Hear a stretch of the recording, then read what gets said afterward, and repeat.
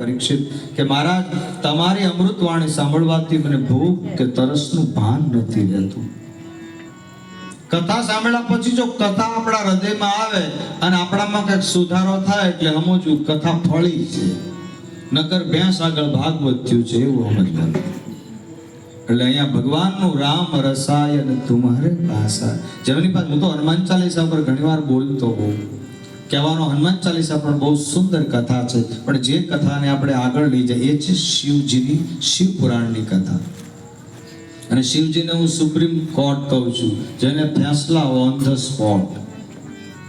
એટલે જે દેવોના પણ દેવ છે, મહાદેવ છે, અને આપણે પણ ભગવાનનું થોડું સ્મરણ કરીએ કે શંભો શરણે પડી માગો ઘડીએ ઘડી કષ્ટ કાપો દયા કરી શિવ દર્શન આપો. શંભો શરણે